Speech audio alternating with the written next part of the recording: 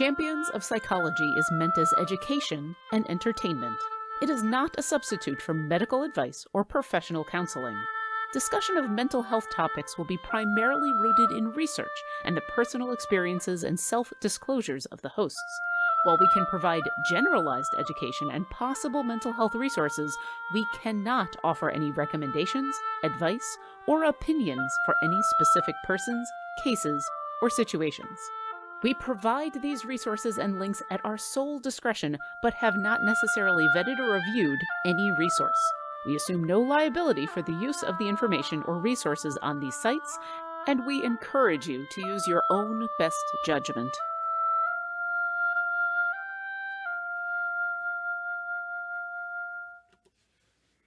Hello, and welcome to Champions of Psychology, a show with the goal of openly talking about mental health and gaming presented by Codename Entertainment and TakeThis.org. Every Tuesday at 11 a.m. Pacific Standard Time here on twitch.tv/CNE Games or later on your favorite podcast service, Mitra Jordan and Raffael Boccamazzo, aka Dr. B, talk about mental health in these unprecedented times as well as how gaming affects us. If you're here with us live in the chat, you can leave a question that I, Treavor Bettis, might ask them later in the show. Our topic today is executive function, but before we get into that, Mitra, Dr. B, who are you for people who may not know? It's waiting for me to start. She does this every time. I'm a clinical counselor, registered clinical counselor working in Victoria, British Columbia. I work with a bunch of different issues. I do a lot of family and marriage therapy. And I also have a focus on culture and intersectionality, marginalized folks. So I'm all over the place. Aren't we all? Today especially. Well, hi everybody. I'm Raffael Boccamazzo, better known as Dr. B for long Italian name reasons. And I am the clinical director over at Take This, which was the first mental health nonprofit to serve the game community. I am not a practicing clinician, but I was clinically trained. I do education and policy these days. For those of you who are just joining us for the first time, I'm an expert on the applied use of role-playing games. And since I've already seen a comment about bow ties, I have spoken to my bow tie guy, which is a thing I say with a straight face. And I'm gonna get a one-off Champions of Psychology bow tie made as soon as he's done making other bow tie orders. Gotta wait for the bow tie guy. Gotta be on his schedule. You're in the bow tie queue, which is a sentence I never thought I would say, for the record. But, you know, I didn't know a lot of things before meeting you, so... It's true. Me doubly so. We're going to talk about executive functioning today. Why don't we start off with a definition of what that is? And I'm not doing that because I don't know very well good things. Mitra, you want to take this away? You want me to go for this? I really would like you to take this away. Okay. Because you wrote the notes in our pre-production meeting, and I thought you did such a great job. Okay. So let's bring this down.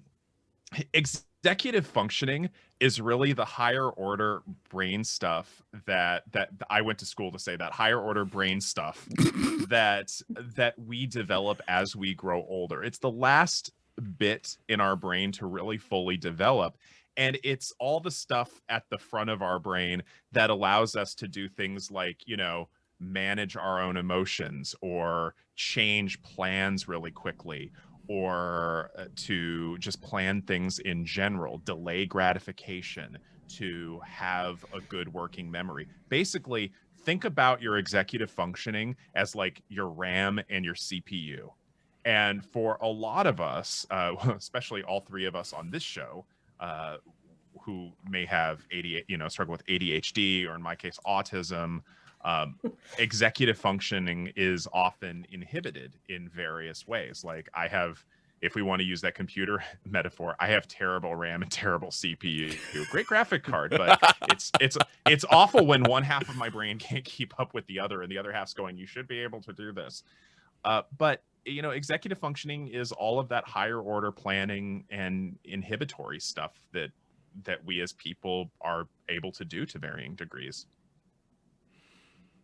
So I think you did great. all right. Yeah. I think it's, I mean, in my personal experience of it, it has to do with, um, it has to do with how regulated you are. So I don't think we've really talked about the window of tolerance on this show, but it really relates closely to executive function issues. So I'll briefly summarize that there's a kind of Goldilocks zone in which we're all capable of kind of functioning relatively well. And even if something within this Goldilocks zone, I'll use my head, Goldilocks zone. Well, it's just right. Yeah, thank you. Yeah, it's just right. Exactly. And if you're thrown off course, you can get back on course pretty quickly. And through a day, you might kind of go up and down a little bit, but you can kind of bring yourself back to this window of regulation, right? Mhm. And if you are already feeling quite anxious, for example, or you've got a really stressful day, you might not be at your full range. You might kind of be over here. We use this part to represent that anxious high energy and this part to represent that low, hardly any energy. And I didn't expect to do a hand dance through this particular episode. But in Audio any listeners case- are really missing out. Oh, yeah. Sorry, audio listeners, but try to put one hand above your head like you were going to tap it, and your other hand down sort of at upper chest level, and you'll kind of be talking about the window just fine. Just audio listeners know that a mime is a terrible thing to waste, and that's Really? exactly what's Yeah. being done Oh here. God, no. Okay, he's going to be filled with puns this entire episode. Anyway, so yeah, up, down, we can do it. If we are highly anxious already, we're easily dysregulated. Then you're not in your window of tolerance, and then you're not in your executive functioning. And that's how the two relate. Well, and what's interesting is one of the things to know is that this is what is executive functioning. If you notice as a viewer that we're having a little bit of trouble defining it concretely, that's because science has a difficult time defining it concretely. There's a lot of different models for this, but it's something we talk about with some frequency, because when people have a hard time with their executive functioning, they have a hard time with a lot of areas of life. For example, people who say they can multitask, well, really, they can't multitask. They're not doing things simultaneously. They're switching tasks so quickly, it's imperceptible. Okay. And for some of us, that set switching is really hard. I can't do that well at all, like at all. Because when you think about it, it takes, and this is part of the reason I like that computer model, it takes mental programs to ignore things. You go into a room and knowing what stuff to not listen to, or even have the ability to not listen to things, is a program in and of itself. And for some of us with executive functioning challenges, that program's either buggy or doesn't exist. And so there's a lot of aspects of our lives that are governed by this higher order, this higher brain function. Yeah, so I think the task switching is a really good example of how there might be days where you feel like I'm on fire and I'm getting everything done, and I can move between these tasks really well. So I can get a load of laundry in and make a phone call and take a meeting, and in the midst of all that, somehow write on, a paper or article or something that I have to submit. But a lot of the times, that's not my reality, for sure. When I was doing my master's, there were times when I'd have to sit down and go, okay, I'm just staying here. And if I got into a flow, I'd be really scared to stop because it could take so much to try and get back into it. And that was, that's kind of like you can get into that state of hyperfocus. Yeah. And task switching feels near impossible, and you're scared of stopping because then you'll probably end up procrastinating and eating cookies in the kitchen at 2 a.m., which, it's a thing. I'm sorry, What, were you there just last me? night? I feel called out. I actually, like, I think it was literally yesterday, I saw a tweet, and I don't remember who it was from, that was like, living with ADHD means that one day you can do the laundry, make yourself lunch, eat, do your homework, play the game or something, and do all that stuff, and then the next day it takes you 2 hours to make lunch. Yeah. Yeah. And I felt that in my bones. Yeah. Well, I mean, that's part of the problem when somebody has ongoing executive functioning challenges. And one of the things, especially if you're a new viewer for season 2, first of all, welcome. Second of all, one of the things that we talked about in season 1, and this is a big soapbox for me. Periodic challenges with things are very different than ongoing consistent challenges. We're all forgetful from time to time. We all stumble on our words like I just did from time to time. We all have bad days. But when we talk about people who have consistent executive functioning challenges, we're talking about like a daily struggle where maybe even a moment to moment struggle where you might have a good day, but because of those executive functioning challenges, you can't sort of willpower yourself back into that work state the same way that other people have the ability to. Mm-hmm. And so the work that we can do isn't quite as consistent. We have like a week, hopefully, of really intense good work that's going to make up for the inconsistent distractible work for the next week. Yeah. Absolutely. And does that tie into the response inhibition and impulsivity? Definitely. Sorry, what? Oh, well, God dang it. I know he's going to do this. He's going to do this the entire time. See, our mistake was laughing at 3 puns in a row from him before the show started. That was what I was proud of those. Did you notice he used the word periodically? God dang it. In the show. God I know. dang it. I know. He's going to slide it in, because periodic table dress. Before the show, I called Mitra basic. Oh God! Because of her I got salty dress. about that. A little salty. I love this. I love it so much. So what exactly would the response inhibition and impulsivity do with it?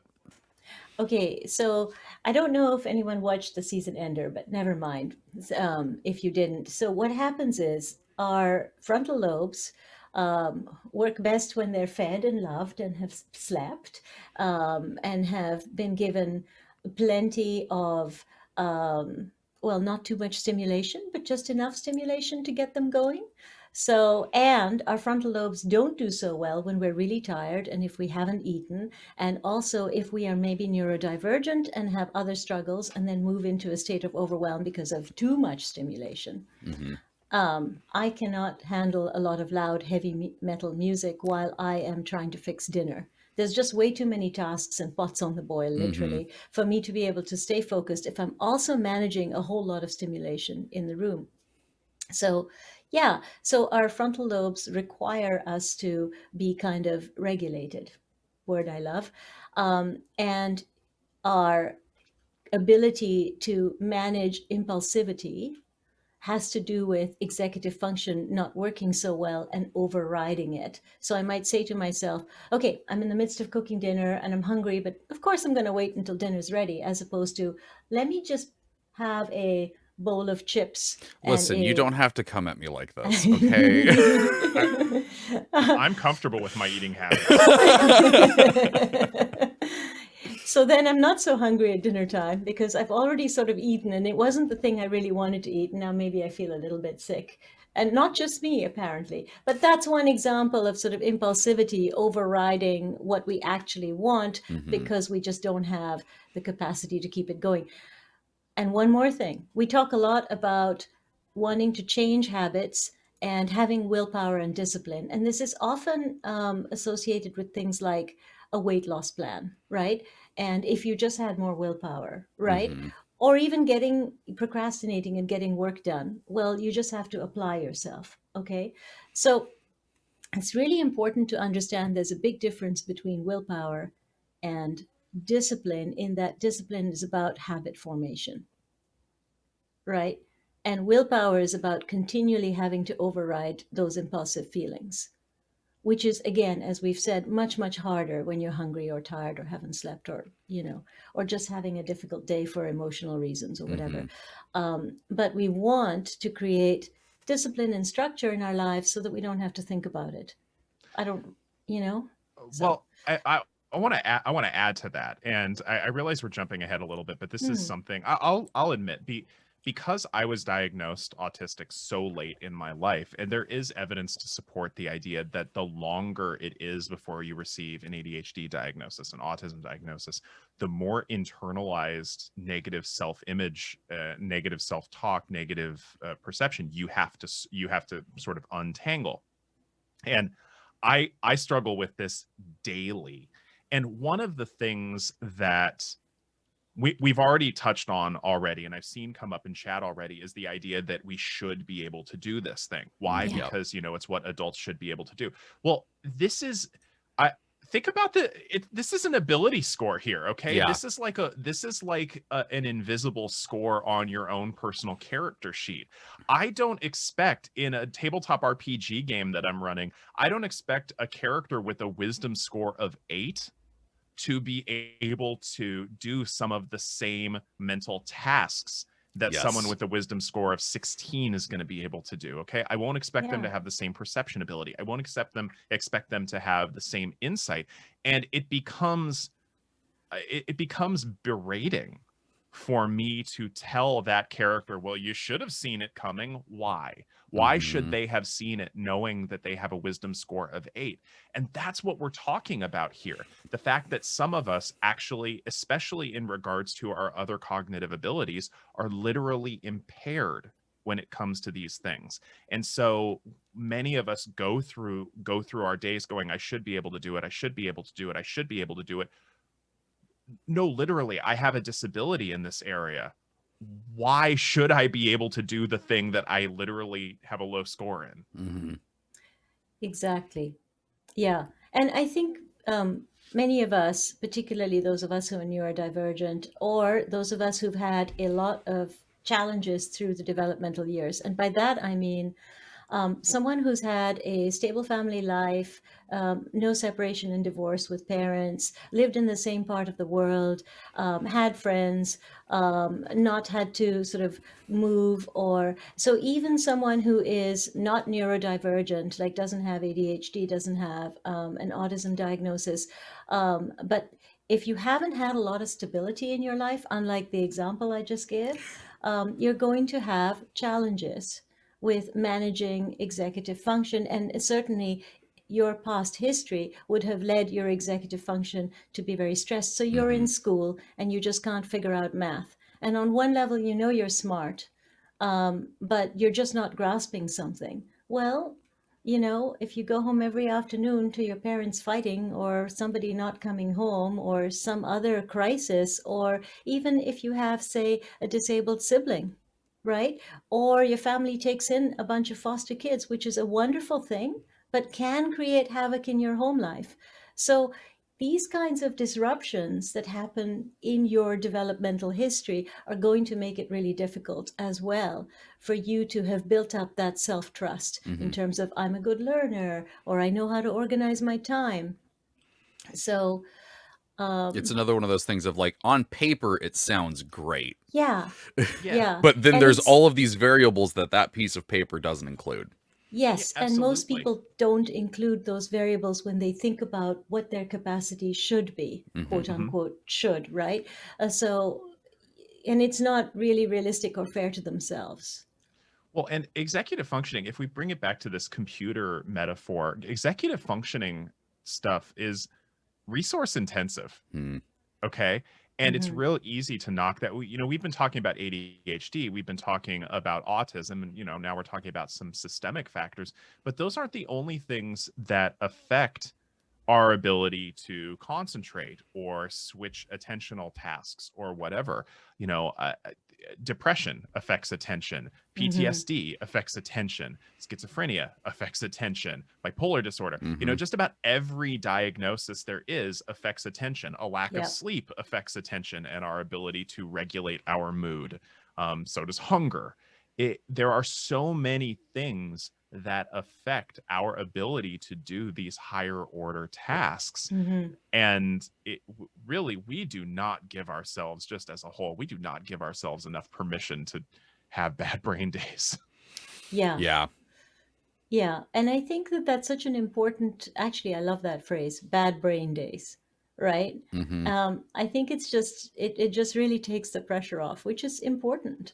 Ultimately, you want to figure out what to do, but you have to first understand what you're dealing with. And if you're coming from a place like, I should be able to do this thing, and everybody else can do this thing, and I'm failing because I can't do this thing, then you're not allowing for the reality of your situation, your specific circumstances, your specific brain.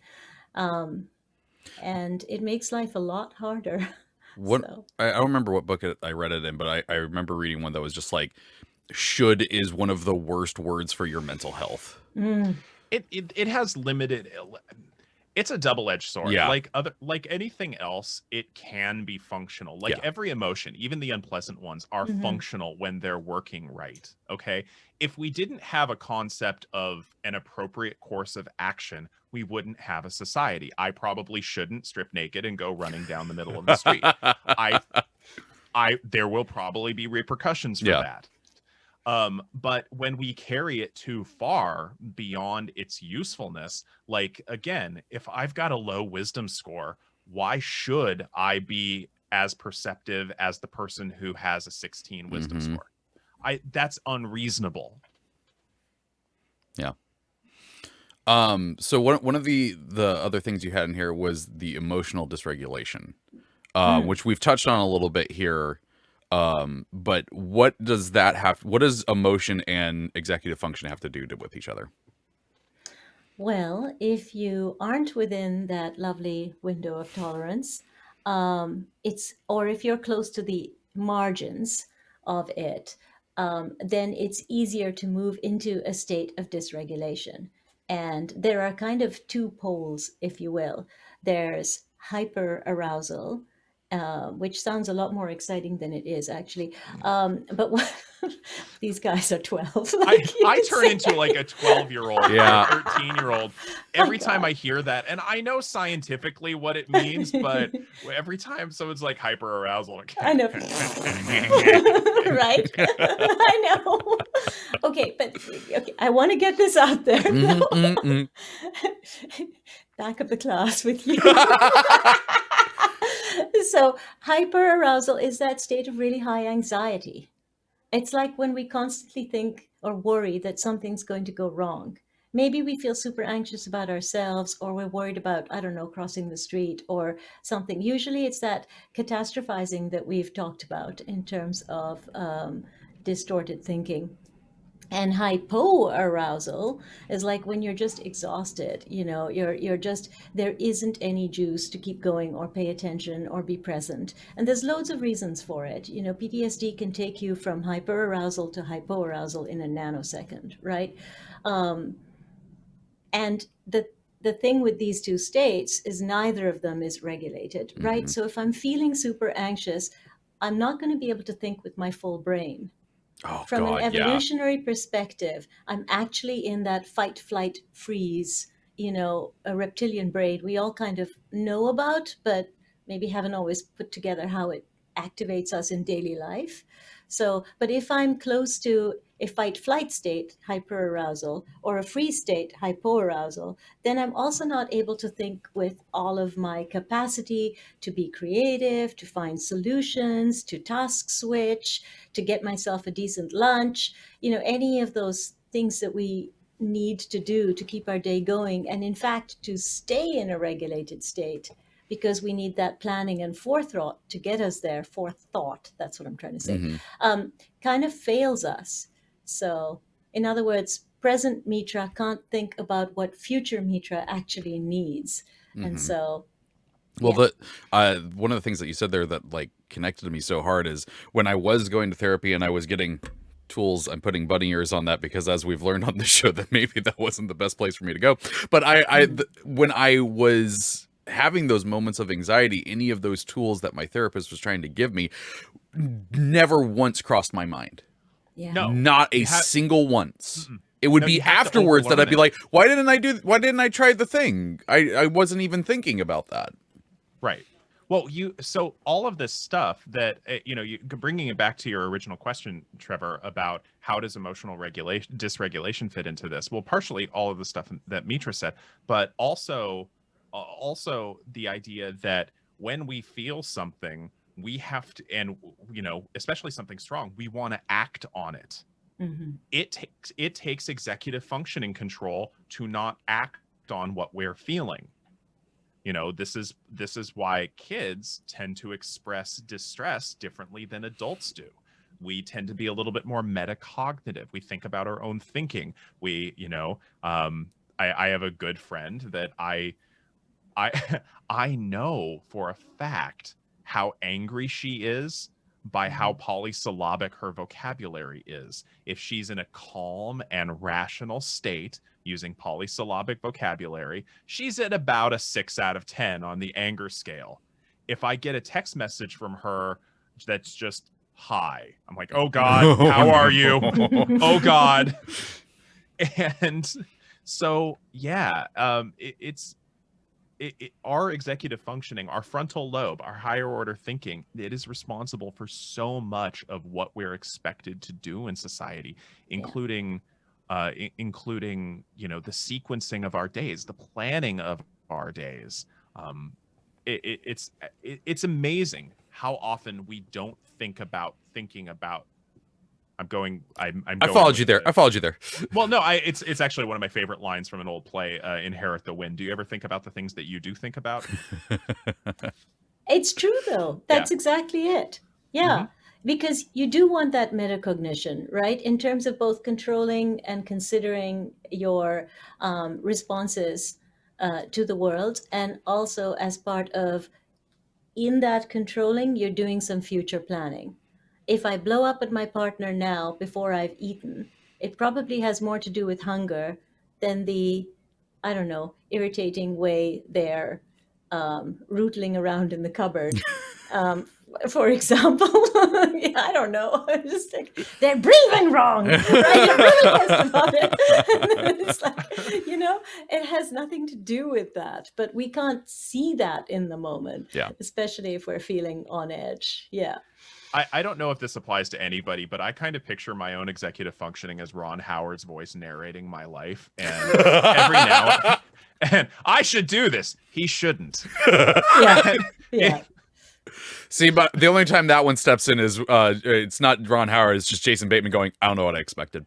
I made a terrible mistake. Yes. Man, there's a lot of Arrested Development in my my executive function. Before we remind everyone of our disclaimer, is there anything we want to top off here before we go into strategies in the next part? Boy, speaking of executive functioning challenges, now that I feel emotionally on the spot, I'm like, You're emotional welcome. activation. Brain goes bye-bye. Mm-hmm. Yeah. Anything I'd like to add? I Like, feel like we've... Go ahead. Go ahead. Yours is more important. No, you had a thing. Well, the thing, like, there is one of the things that I find, especially when I'm getting into these high moments of overstimulation from ADHD or just my emotions in general, there's a piece of dialogue from The Good Place that I just so related to. It was Chidi describing his mind trying to make a decision, and it was a fork in a garbage disposal, and it was that sound in his head. And I'm like, that I've never related harder to a piece of dialogue. Yes, that does describe it really well. Okay, so one last thing I'd like to say about this is, before we move into strategies, is a really important thing to keep in mind, and it ties into strategies, is you don't have to believe everything you think. Oh, Mitra. Ow. I understood those words individually, but when you put them together in that order, I'm sorry. What? Yeah, I don't understand. Wait, so brain lies? Yes, all the time. Wait a minute. The brain is like the internet? So I just want to... So much Dr. Google. Yes. I've got a sneaking suspicion that Mitra just charged into the entire chat with a battle axe and whirlwind attacked everybody. Us included. Everyone make a wisdom save. Hold on. Roll for initiative. Let's do it. That was at least a DC 23. Oh. What'd you roll? Crud. Well, given my -1 to wisdom, 13.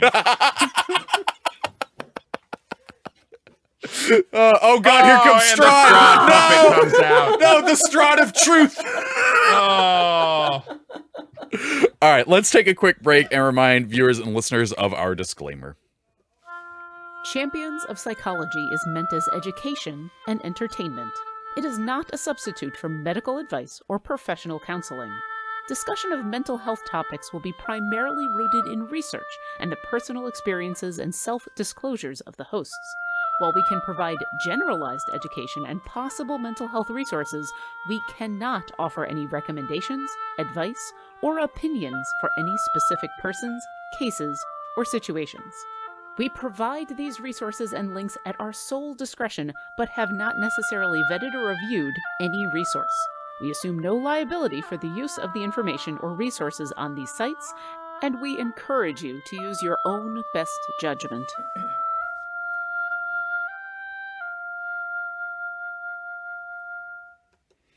There's a lot of nat ones in the chat I saw. I also like Dark Shell saying we all need a short rest after that vicious attack. I'm gonna go get the Cherry Garcia of Restoration Oh, out of my freezer right now. I've got a greater potion of Americone Dream. So I got cookies at home, people. There we go. So what strategies can we possibly try to use to help with this? Well, I've been rocking the tabletop RPG metaphors all show today. So I mean, it's appropriate.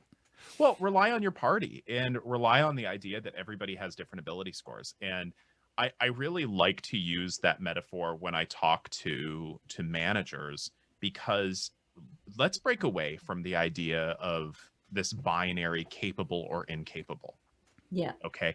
And I love the adventuring party metaphor because I have never seen a D&D character who is useless. Right? Okay? Never have. Now, I have seen some that were definitely more specialized than others in their applications, but the idea that a character is useless is absolutely ludicrous. You're not going to throw a wizard into the front lines of battle, especially a level 1 wizard. You expect that they're going to be cannon fodder at that point. Mm-hmm. But you rely on the people around you to support you in the abilities that you have and the abilities that you don't have, or that are a challenge for you. I'm very fortunate to work for an organization that actually walks that walk, and my job is really plays into where my strengths are, and in the areas of challenge for me, we're actually working on building some external structure around me now. This is a conversation that we're having within the organization, and I couldn't do it without my adventuring party. Mm-hmm. Mm-hmm. Okay, so you've said a few important things there. God, I hope so, given how I read. So the first one is knowing your level, understanding your specialization or your spec, recognizing where you're actually at in terms of your abilities. So some self-reflection there without judgment, right? Self-reflection, but with kindness and compassion, as opposed to the self-reflection of I ought to be somewhere I'm not, right? Which brings up a lot of shame, which also actually, by the way, relates to dysregulation, to the hypoarousal exhaustion part of it. We move into shame freeze if we're pushing ourselves or berating ourselves. So knowing your level and being kind to yourself about where you're at. And then the second thing was finding your party, right? You need supports in your life. Now, you might have supports and you might just need to actually access them, because sometimes we're not good at asking for help. We're not good at asking for support. We have this idea that we should be, independent, right? Mm-hmm. But we aren't. We're interdependent. We do rely on those around us. So being able to access supports and find your friends and rely on them and know that they have your back, that's a really important step in this. Mm-hmm. This was so back in the days when I worked with people directly. An exercise I really would do with them is to have them fill out their own character sheet and to walk them through, and in not a self-aggrandizing Yeah. kind of way, because we all want to think that we've all got at least 12s in every ability score. When Not even close. yeah, no, definitely not. I definitely have an 8 wisdom. But it was an interesting exercise to go through in a non-judgmental kind of way. Yeah. With folks, to have them discuss why they gave themselves certain scores and what certain advantages they had, what certain skill sets they did, and what areas they needed to reach out to others on. And even if they did have a lot of above average scores, they didn't have above average scores in everything. Mm-hmm. And so that was an interesting exercise for people, because a big portion of that was to be able to acknowledge strengths and challenges in a non-judgmental way, to let go of this idea that we're supposed to be good at everything, to that we have to be above average, that we have to be exceptional in all things, and to become comfortable with those strengths and challenges. I will never be an Olympic swimmer. I'm okay with that. Yeah. I have other things I'm good at.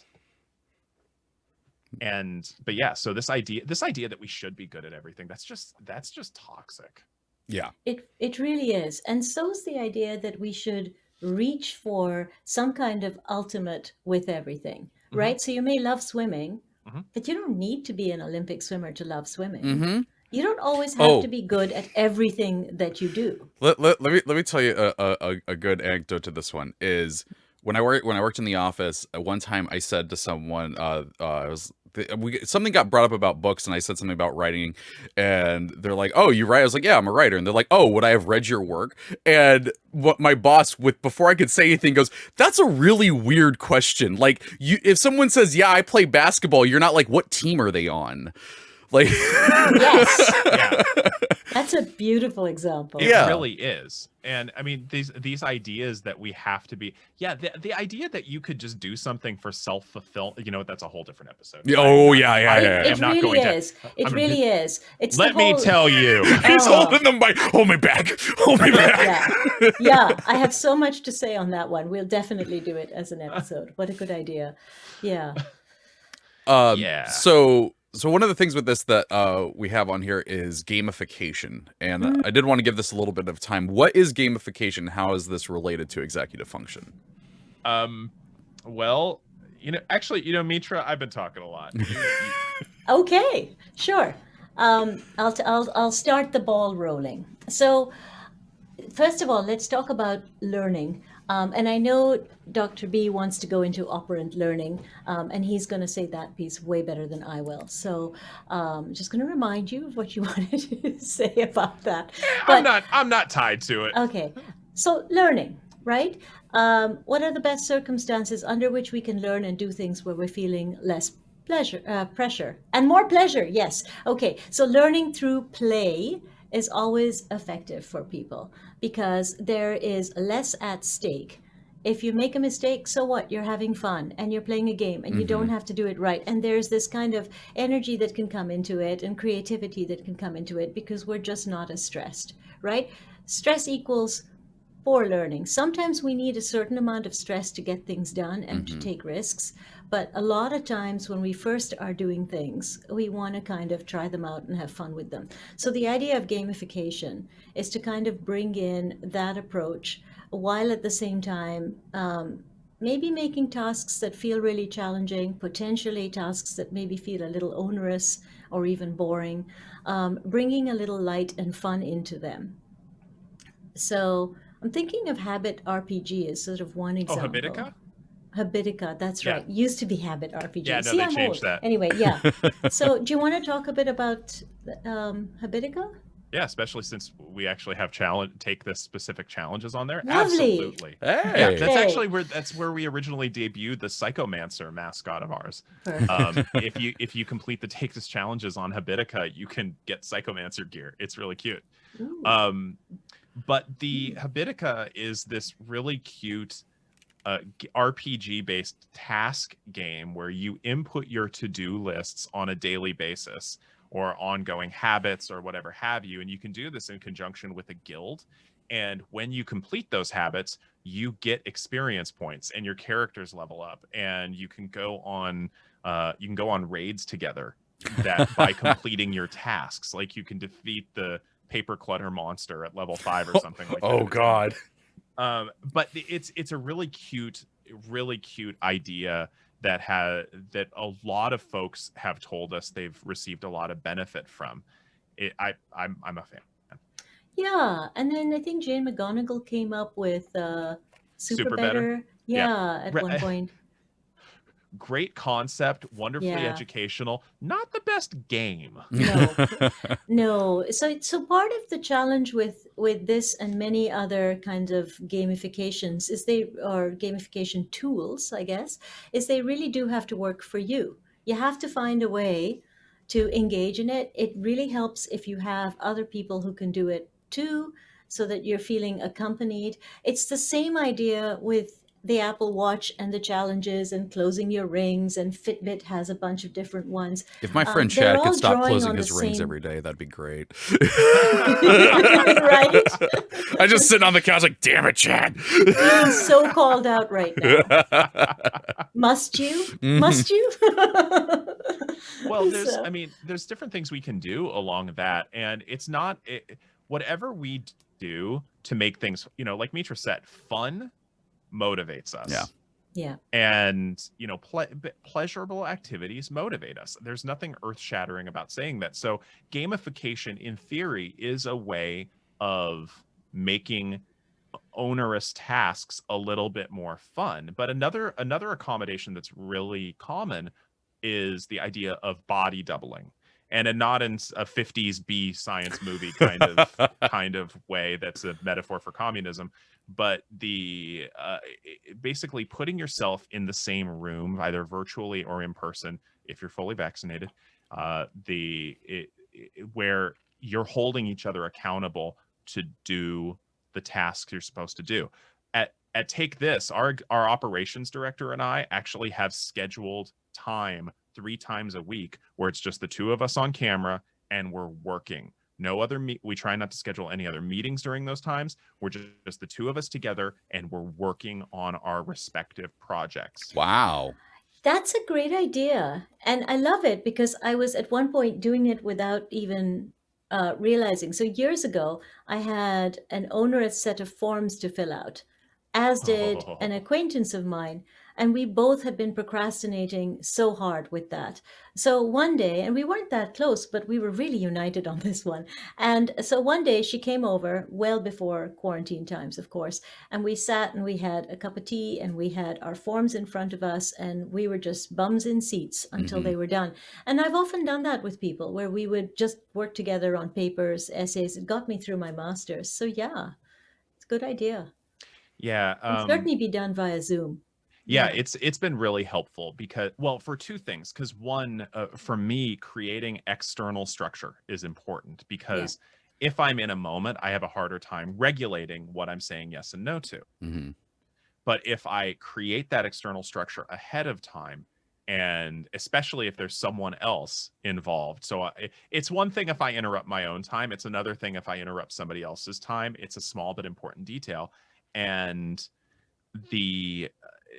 it creates a sense of accountability to this as well. On a fun level, I want to give a shout out to Josh Simmons in the tabletop RPG community, who created the idea of #pushup pact. Yep. Which I saw through Obo Lauren, and eventually started doing that with some other people, where it was a fitness accountability thing that was gamified, where we started off rolling 3d4 on the first day, and we had to do that many push-ups that day, and that escalated by 1d4 every day until we got to 10d4, and then we set back down, but it was 3d6. Oh, and God. then we went up and up and up until eventually we got to 10d20 for that day. Wow.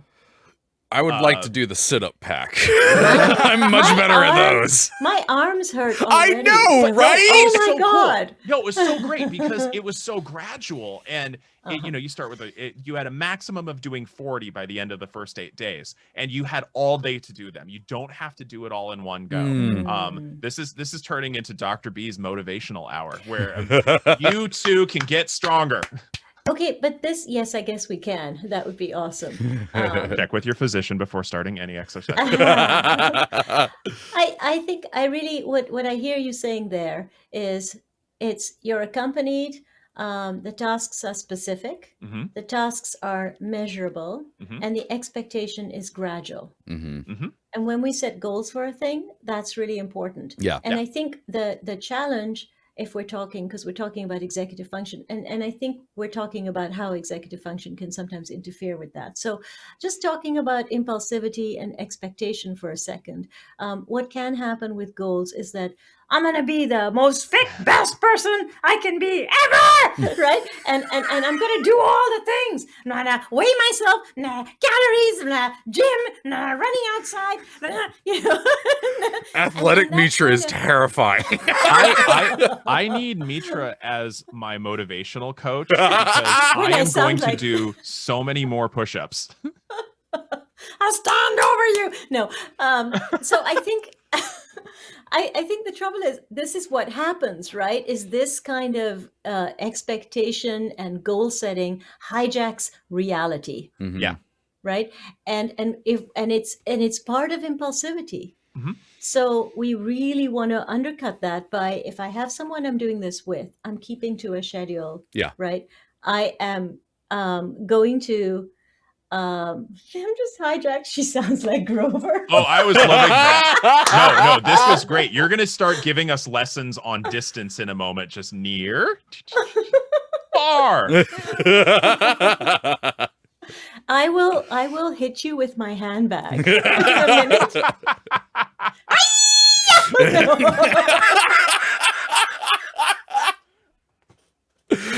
Oh, that's man. awesome. Okay. Okay, dying here and suitably hijacked from the point. Well, you're bringing up a good point because one of the things that we actually know from research is that especially those of us who have executive functioning challenges, we tend to overestimate what we're capable of, whether it's especially when it comes to time and goals. And having someone else there to say, no, that's not how time works, is something I hear frequently. Yeah. That's helpful for people to be able to manager set goals are often more realistic than personally set goals. Absolutely. So getting to work with someone else and working on those goals, so that we're not expecting ourselves to go full Miss Piggy. Thank you. Sorry. The chat is super distracting today. We have ADHD, I think we've established. But setting goals with other people to keep them both realistic and manageable for both of you, and kind of talking about that could be really helpful. And definitely gamifying that to make it more entertaining for yourselves. Yeah, absolutely. One thing I want to make sure we get in there is this is something I just learned about recently, and I'm really angry I didn't know about this sooner. There is a wonderful organization called the Job Accommodations Network, and I believe the website is jobAccommodations.org. And because mental health challenges, which executive functioning challenges are often a part of, are protected status under the Americans with Disabilities Act, you are entitled in the workplace to reasonable accommodations of those. And askjan.org, you can search by diagnosis, you can search by workplace challenge, and it has entire lists of possible accommodations to be in the workplace. And even if you don't have documented executive functioning challenges, the cool thing is that strategies that make life easier for those of us with executive functioning challenges also make life easier for people without executive functioning challenges. Our strategies work for you too. Yeah. Definitely. wanted to give a little bit of time here at the end to chat. Revere01 says, so glad you guys are back. I think I was starting to go through Dr. B withdrawals, nervous twitches, and seeing bespoke bow ties everywhere. Oh, wait. Yes, bring it up. The audio listeners, you got to come see the YouTube. Oh my gosh. Oh, lovely. They're majestic. I'm going to come up with a better solution than a hanger, but Devoted DJ said, being diagnosed in my mid-30s with ADHD, I think of what I could have accomplished if I would have known in my teens. Now, here's the thing. So Dr. B, I realize it's different ADHD to autism, but you were diagnosed with it in your 30s. Mm-hmm.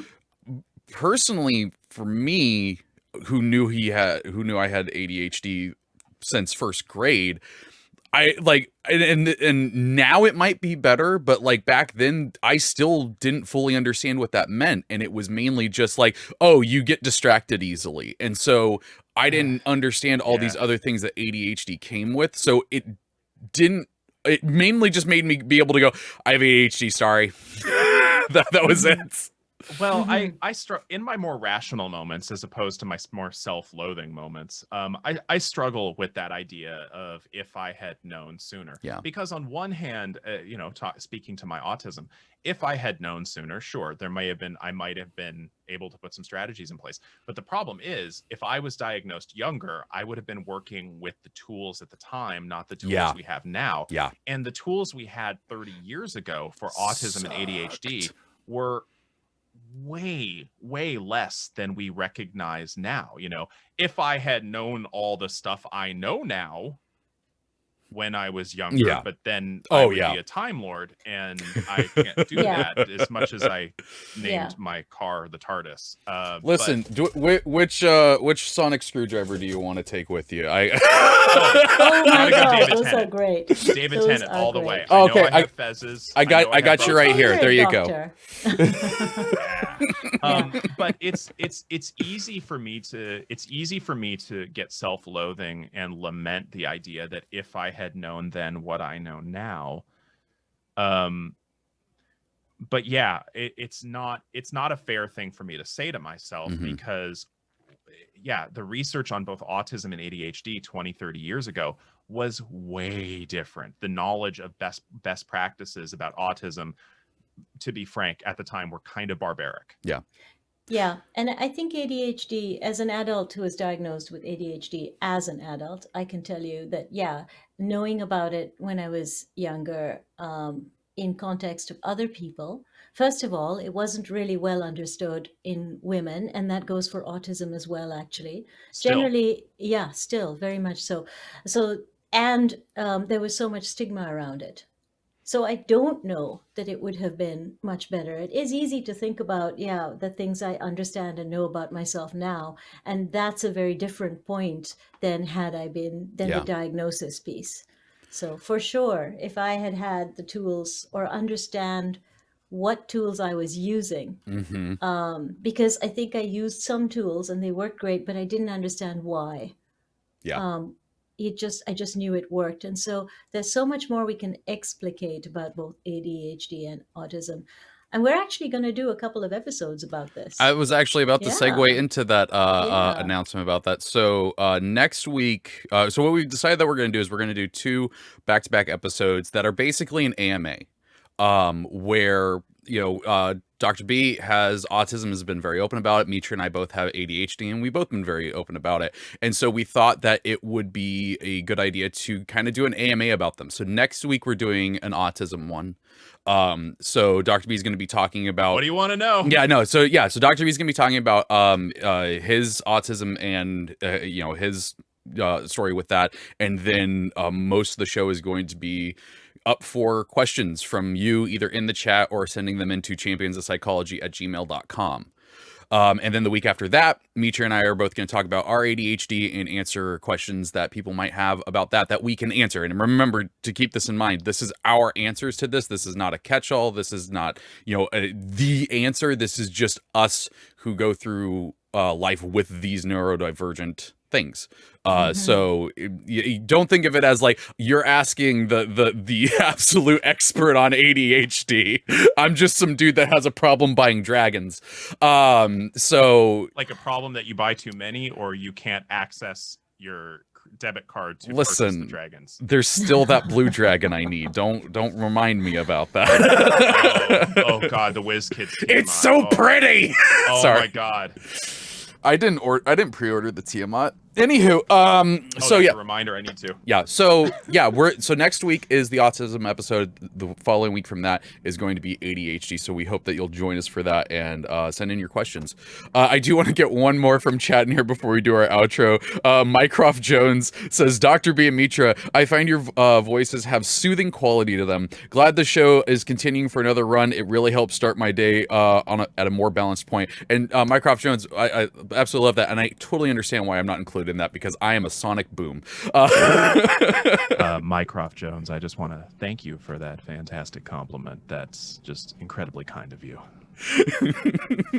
Oh God. We so appreciate you being here, Mycroft Jones. I love it. I love it so much. Thank you. Sincerely, It's thank very you. kind. Yeah, genuinely. Yeah. Thank you. Yeah. I do want to thank everybody that is here with us live in the chat for season 2. We cannot wait to keep doing these episodes. We were literally just like, when do we get to go back? But that is going to bring us to the end of our show. Mitra, Dr. B, where can people find you, and what are you doing? Well, what am I doing? I'm going to go home and see clients, actually, on Zoom. But where am I available? I'm available at Mitra Jordan. And I am also available on my website, mitrajordan.com, should anyone want to reach out. There is a contact form on that website, and you'd be welcome to use it. So I'm pretty accessible. Yeah. And pretty much everything I do is available over at takethis.org on all the social medias. But also, if you look down below, the Dr. B with 2 E's, spell out doctor. I forgot about the Dr. Nick thing, the doctor thing when I made that, but we'll go with it. So I'm on most socials at the Dr. B. Mm-hmm. You also do a little streaming now too. Yeah, we did. Oh God. This is seriously, this is why I've just started relying on that one line from Archer that Krieger says, was like, I'm around. Yeah, every Monday night I'm streaming something, whether it's with at Geeks Like Us or Take This org on Twitch. I'm streaming something. Yeah. Check those out. You can find me on the Difficulty Class podcast every Friday, as well as Champions Lore every Monday here on twitch.tv/CNEgames at 11 a.m. Pacific Standard Time. And you can also find me on Twitter at the Treavor. There's an A hiding in there. Thank you to Jay for moderating in the chat. As always, do a fantastic job. And thank you to Codename Entertainment and Take This for giving us an opportunity to have these discussions.